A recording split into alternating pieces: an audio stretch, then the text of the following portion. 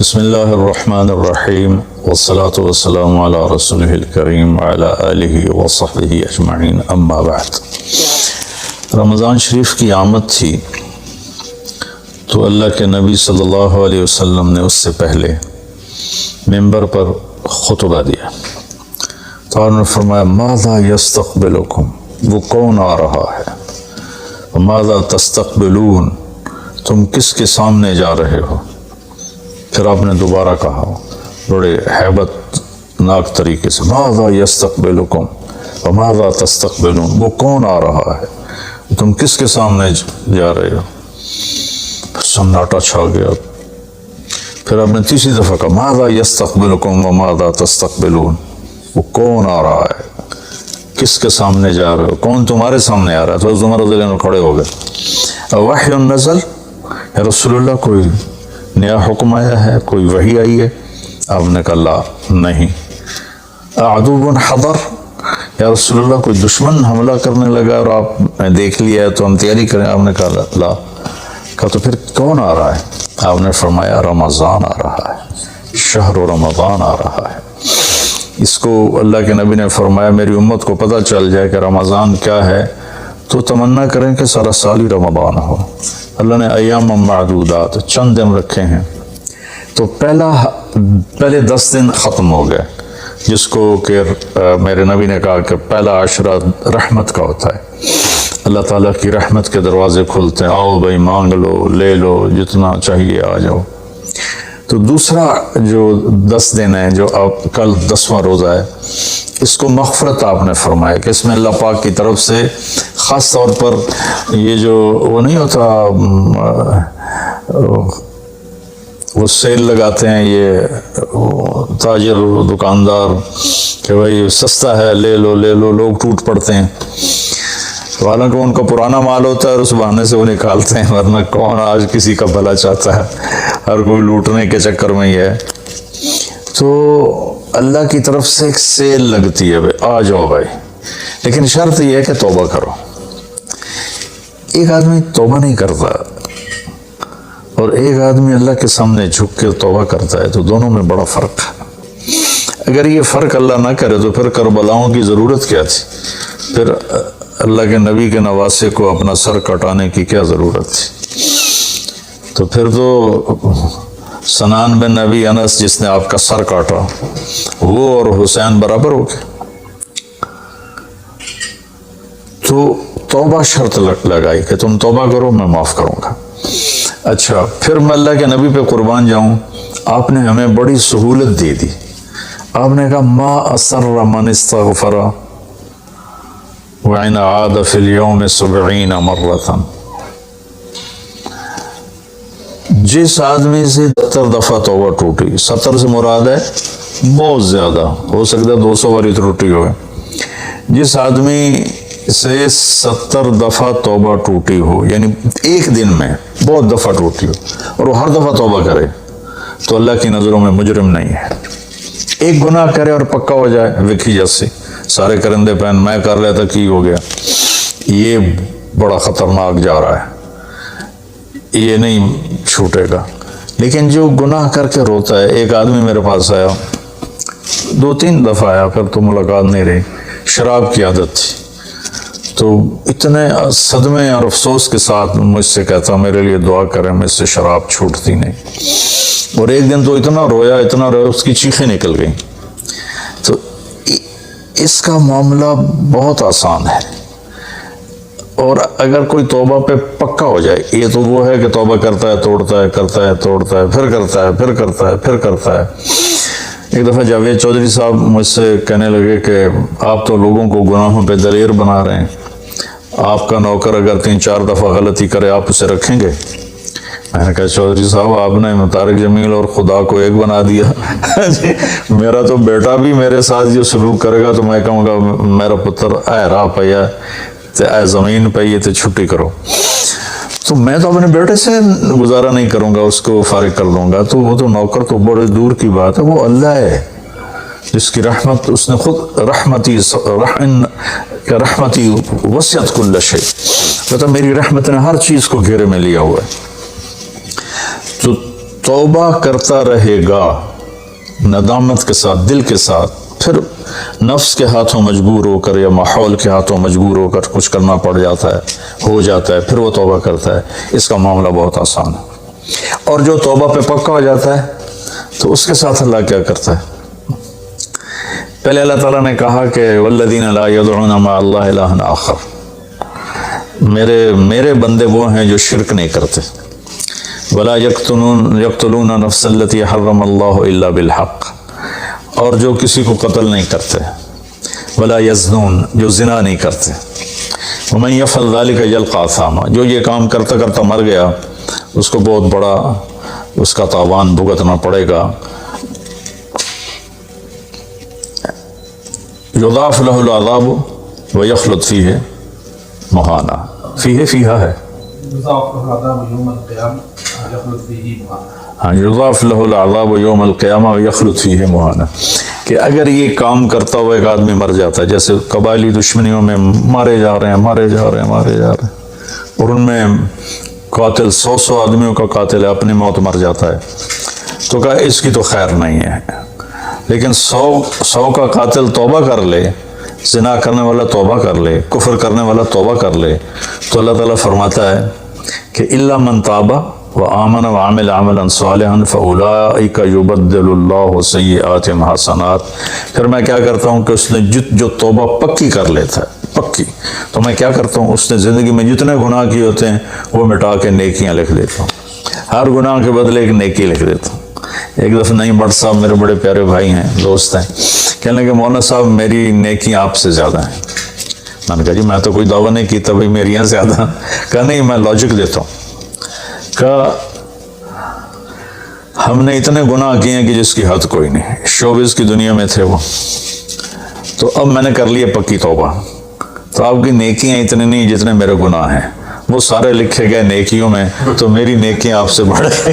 میں نے کہا بڑی زبردست آپ نے لاجک دی ہے، بالکل ٹھیک ہے، اللہ پاک جس کو جتنا چاہتا ہے دیتا ہے۔ تو توبہ پر اللہ تبارک و تعالی ہر شے معاف کر دیتا۔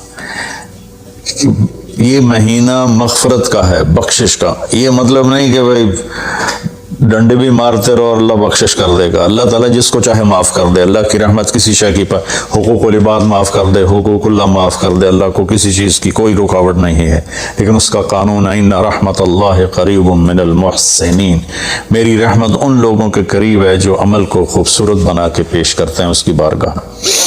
تو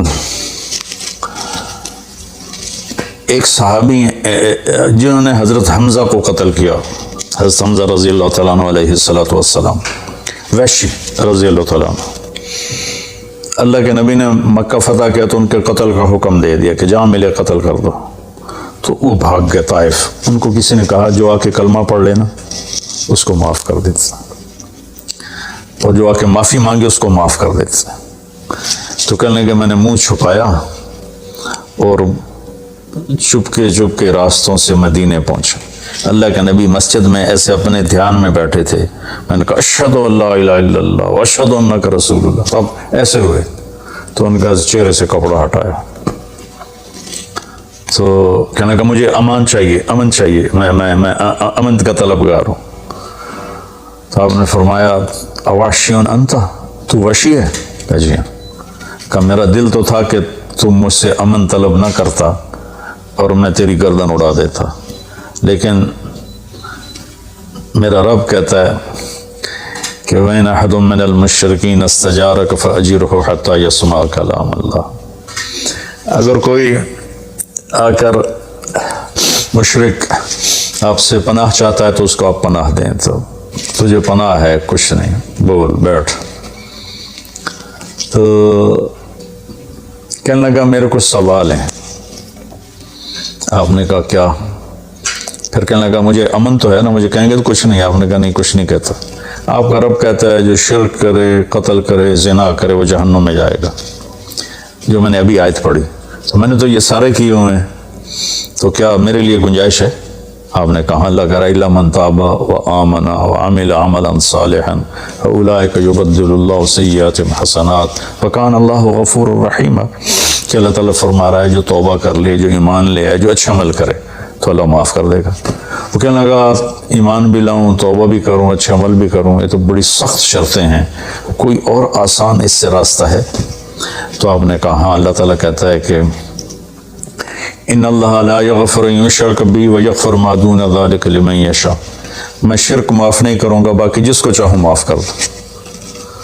تو اس پر کہنے لگا وحشی آپ مجھے قتل تو نہیں کریں گے نا، مجھے امن تو ہے نا؟ آپ نے کہا ہے۔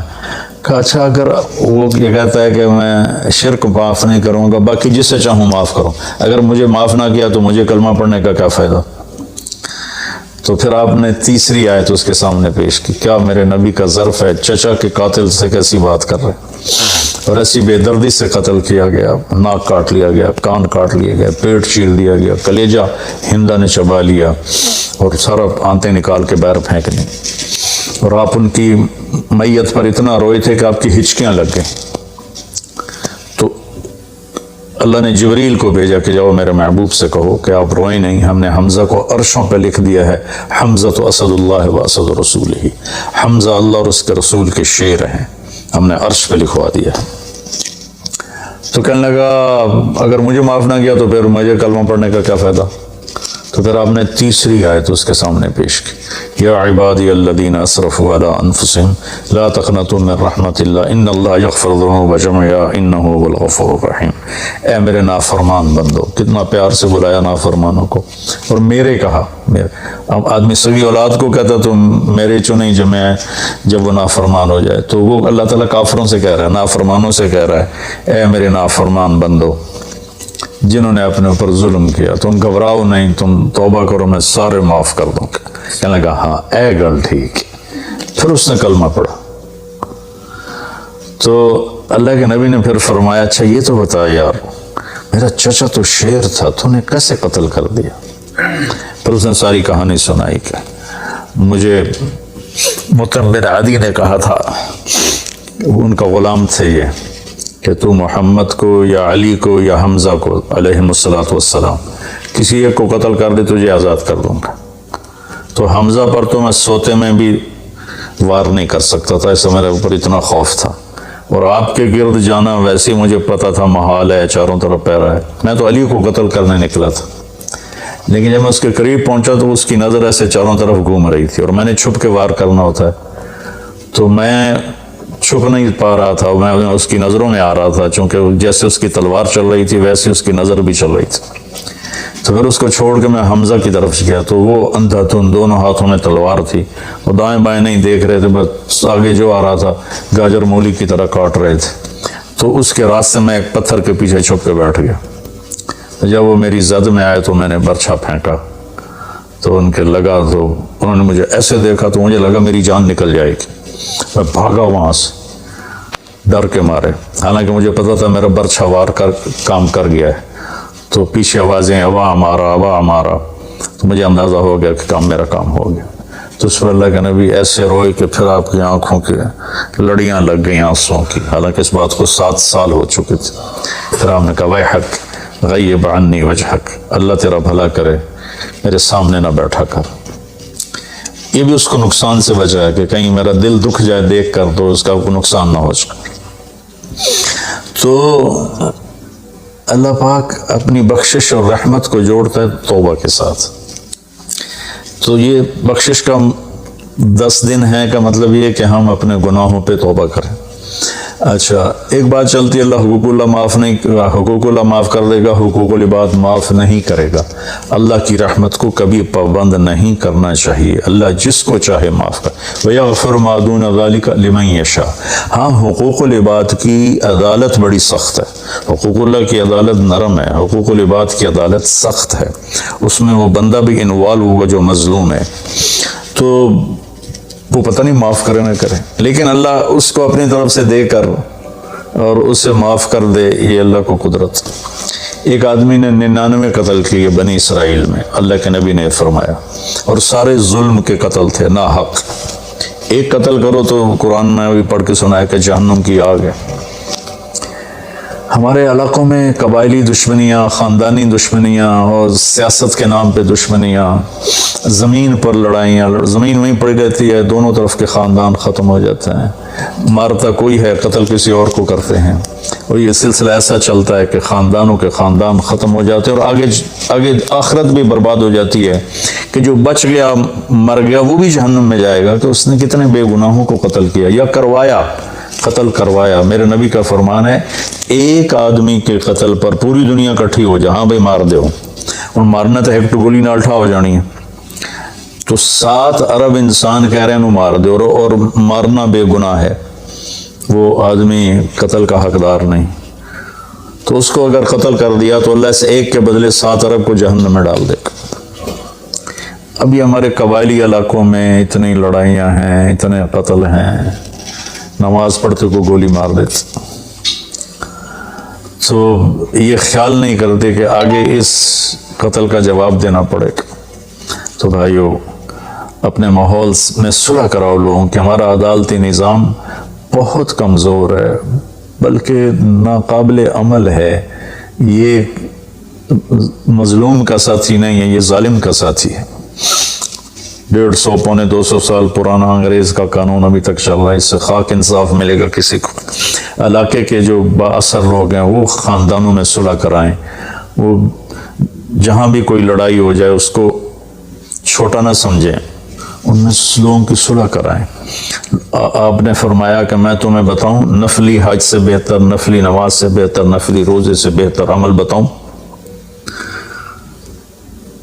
حالانکہ نفلی حج اور فرض حج میں سارے اعمال برابر ہوتے ہیں، لیکن فرض کو کوئی چیز پہنچتی نہیں، لیکن تھکاوٹ تو نفلی والے کو بھی اتنی ہوتی جتنی فرض والے کو ہوتی، تو آدمی پس کے رہ جاتا۔ میں تو کئی سال مسلسل حج کیے ہیں،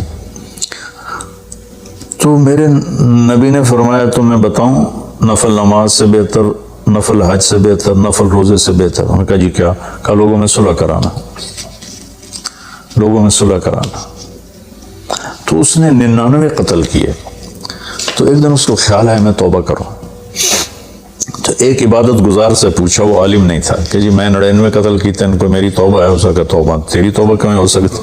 تو 99 کھا گیا، ہو سکا مڑ 100 تو پورے کرا دورا جا کام میں، اور ایک بار کی تو اثر ولا چڑھے، اس کو بھی مار دی۔ پھر اس کو خیال آیا میں توبہ کروں، ایک عالم سے پوچھا یہ میری توبہ ہو سکتی؟ اب کہا ہاں ہو سکتی۔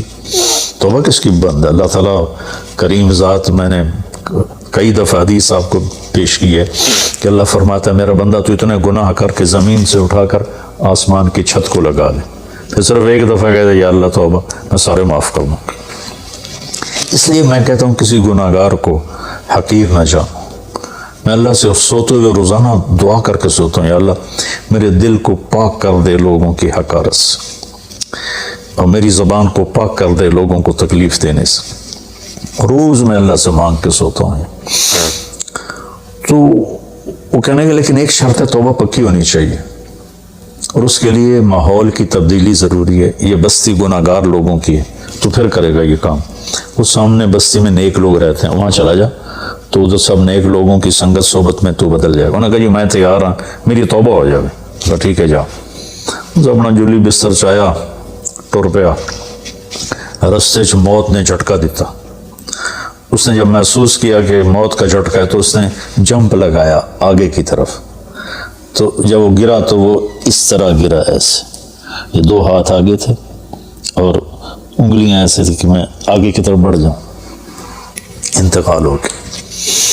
اب اللہ کو تو پتہ میں معاف کر چکا ہوں، اس نے اپنے بندوں کو اپنی رحمت اور یہ ساری کہانی سنانے کے لیے دوزخ کا فرشتہ بھی آ گیا، جنت کا بھی آ گیا، دونوں میں تکرار ہو گیا۔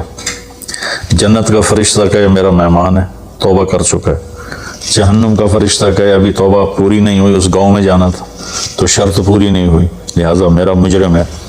تو اللہ نے تیسرا فرشتہ بھیجا اور کہا کہ بھائی یہ اس کی ڈیڈ باڈی ہے، یہ وہ گاؤں ہے، یہ اس کا گاؤں ہے، تو دونوں طرف کا فاصلہ ناپو۔